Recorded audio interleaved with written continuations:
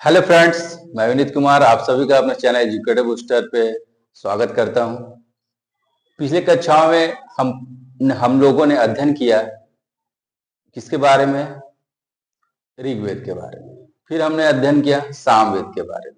आज हम लोग जो डिस्कस करने वाले हैं वो है यजुर्वेद के बारे में। मैं ये बार बार बोल रहा हूँ कि पिछले जितने भी वीडियोस हैं उन सभी को आप अच्छे से देखिए और अपना एक खुद का एक नोट्स बनाते रहिए, क्योंकि क्या है कि आपको फिर बाद में उसका रिवीजन करने में सहूलियत होगा। और निकट भविष्य में बहुत सारे एग्जाम होने वाले हैं, रेलवे के एग्जाम, पीसीएस के एग्जाम, देखिएगा कहीं ना कहीं ये सभी चीजें आपको वहां दिखाई देगी। और जो लोग मेरी बातों को ठीक से ध्यान नहीं दे रहे हैं, हल्के में ले रहे हैं, देखिएगा उनको नुकसान भी हो सकता है। क्या नुकसान होगा? आप हल्के में लिए, ठीक से आपने उसको पढ़ा नहीं और परीक्षा में वही क्वेश्चन दिखेगा आपको, फिर आपको दिक्कत महसूस होगी। इसलिए मैं बार बार आप लोगों से निवेदन कर रहा हूँ कि अच्छे से उसको बार बार पढ़िए, रिवीजन कीजिए, नोट्स बनाइए, परीक्षा में आपके बहुत ही काम आने वाला है। तो चलिए हम लोग अपने क्लास को आगे बढ़ाते हैं और आज हम यजुर्वेद के बारे में देखते हैं और उसके महत्वपूर्ण पहलुओं के बारे में देखते हैं कि उसमें क्या क्या बातें प्रमुख रूप से बताई गई। ठीक है, तो देखिए यजुर्वेद, आप हेडिंग दे लीजिए यजुर्वेद। देखिए यजुर्वेद जिस तरह से ऋग्वेद हुआ, सामवेद हुआ, उसी तरह से यजुर्वेद है, बहुत ही प्राचीन ग्रंथ है। तो सबसे पहला पॉइंट इसमें किन बातों का उल्लेख किया गया है, इसको जानना बहुत जरूरी है कि यजुर्वेद में आखिर है क्या। तो यजुर्वेद में कर्म कांड से संबंधित बातें दी गई हैं। कर्म कांडी बुक है, कर्म कांड से संबंधित है। पहला पॉइंट आप ये लिखिए, कर्म कांड से संबंधित है। क्या है इसमें जो यज्ञ विधान उनके बारे में बहुत ही विस्तृत ढंग से इसमें चर्चा की गई। यज्ञ, अनुष्ठान, इनके बारे में इसमें कहा गया है। तो लिख लीजिए यज्ञ व अनुष्ठान की चर्चा है, इसमें की चर्चा है। ठीक, इतना यजुर्वेद के बारे में आप सबसे पहले अपने कॉपी में नोट कर लीजिए। ठीक है, देखिए इन यज्ञों को जो किया करते थे उन पुरोहितों को क्या कहा जाता है। ठीक है, जिस तरह से हमने पिछले क्लास में देखा कि सामवेद के पुरोहितों को हम उद्गाता कहते हैं। ठीक, तो उसी तरह से यजुर्वेद के पुरोहित को क्या कहते हैं। तो अगला पॉइंट आप ये लिखिए कि यजुर्वेद के पुरोहित को अधर्व्यु कहा जाता था।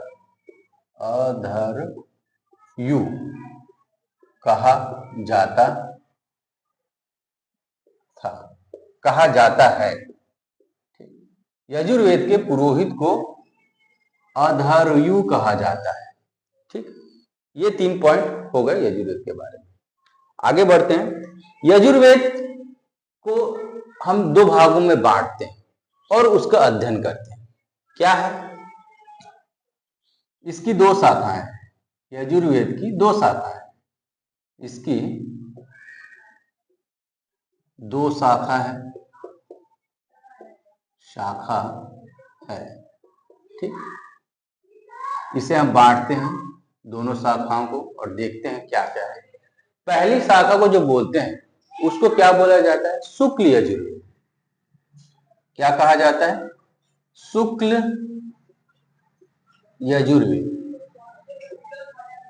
यजुर्वेद कहा जाता है। ठीक, पहली शाखा को क्या कहते हैं? शुक्ल यजुर्वेद। और जो दूसरी शाखा है उसको कहते हैं कृष्ण यजुर्वेद।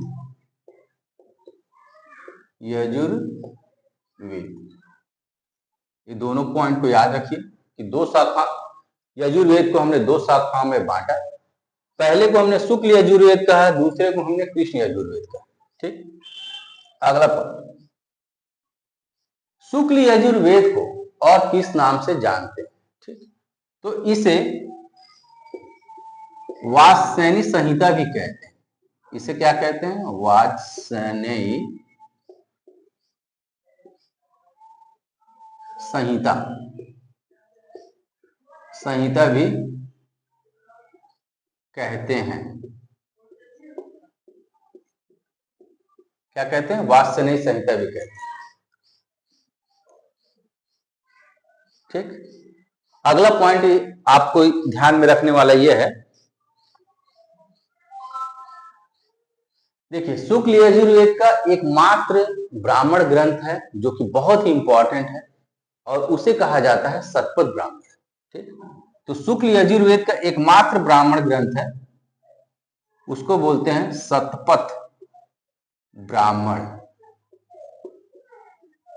क्या कहा जाता है? शतपथ ब्राह्मण। ठीक। शतपथ ब्राह्मण। शतपथ ब्राह्मण के बारे में 2-3 पॉइंट आप अच्छे से याद रखिएगा कि शतपथ ब्राह्मण जो है, पहला पॉइंट ये है कि जितने भी ब्राह्मण ग्रंथ हैं उनमें सबसे प्राचीन जो ग्रंथ है वो शतपथ ब्राह्मण है। तो यहाँ प्राचीन ब्राह्मण ग्रंथ, प्राचीन ब्राह्मण ग्रंथ, ब्राह्मण ग्रंथ है। पहला पॉइंट आपको ये याद रखना है। दूसरा, सबसे बड़ा, सबसे बड़ा है, यानी सबसे बड़ा ब्राह्मण ग्रंथ है। ठीक। मैंने आपको क्या क्या बताया कि शुक्ल यजुर्वेद का एकमात्र ब्राह्मण ग्रंथ है शतपथ ब्राह्मण। ठीक। यह सबसे प्राचीन ब्राह्मण ग्रंथ है और सबसे बड़ा ब्राह्मण ग्रंथ है। तो किसी न किसी महर्षि ने इसे लिखा होगा, तो उसको भी हमको जानना जरूरी है।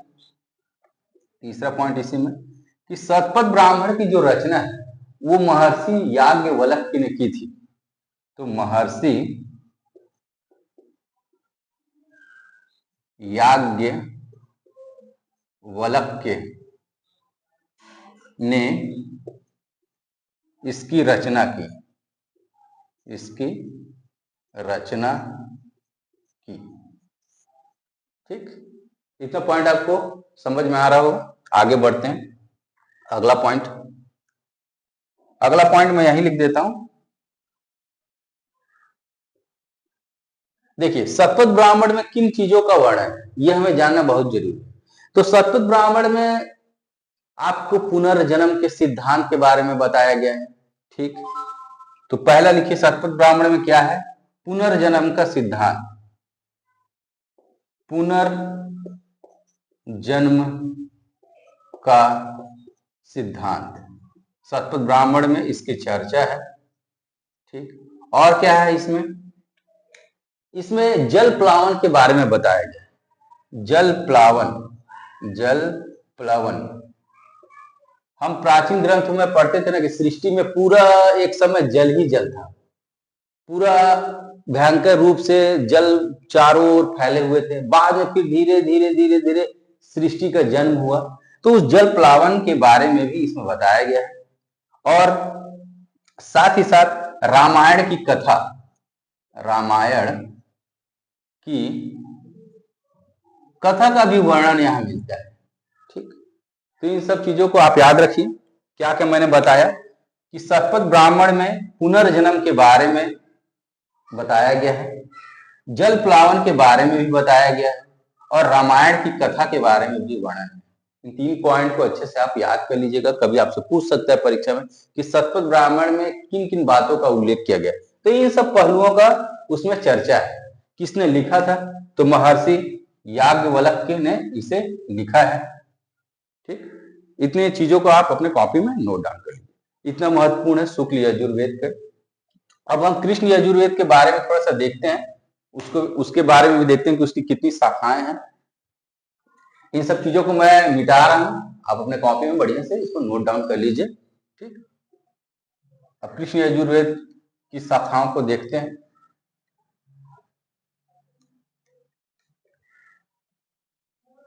बस उसे हम बांट करके देख लेंगे कि क्या क्या उसमें विस्तृत रूप से बताया गया है। कृष्ण यजुर्वेद, कृष्ण यजुर्वेद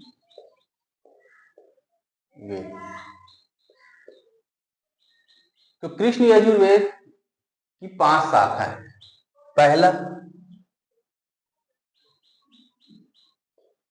काठक संहिता,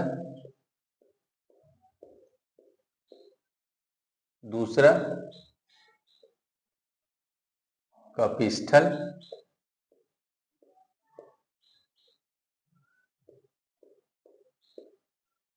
संहिता,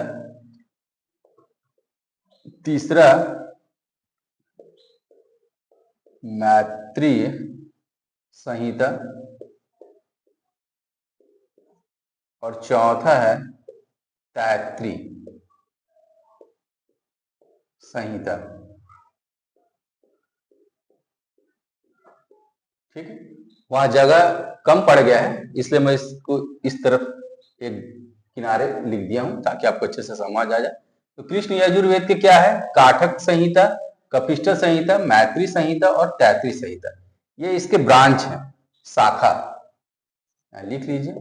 इसकी 4 शाखाएं हैं कृष्ण यजुर्वेद की। और अगला पॉइंट बस एक छोटा सा और याद रखिएगा कि कृष्ण यजुर्वेद का एक महत्वपूर्ण ब्राह्मण ग्रंथ है, वो है तैत्रीय ब्राह्मण। तो एक महत्वपूर्ण ब्राह्मण ग्रंथ है इसका एक, ये है तैत्रीय ब्राह्मण, तैत्रीय ब्राह्मण ग्रंथ। ठीक, तैत्रीय इसकी संहिता भी है, ब्रांचेस भी है, इसी नाम पे एक ब्राह्मण ग्रंथ भी लिखा गया है, उसका नाम है तैत्रीय ब्राह्मण ग्रंथ। तो इतनी बातें आपको यजुर्वेद में याद होनी चाहिए। परीक्षा में अगर क्वेश्चन अगर यहाँ से आएगा तो आपको जरूर बन जाएगा, इस चीज की आप निश्चिंत रहिए। और मैं बार बार कह रहा हूं कि इस चीज को आप बार बार पढ़िए, अध्ययन कीजिए, यहाँ से क्वेश्चन आपको परीक्षा हॉल में दिखेगा। पिछले कक्षा में हमने ऋग्वेद, सामवेद, ये सब की चर्चा कर ली थी, आज यजुर्वेद की चर्चा कर ली। अगले जब क्लास मतलब कि मैं लूंगा तो उसमें मैं अथर्ववेद के बारे में बताऊंगा। और इन सभी चीजों से क्वेश्चन आएगा परीक्षा में, दम निश्चिंत है, देखिएगा क्वेश्चन मिलेगा।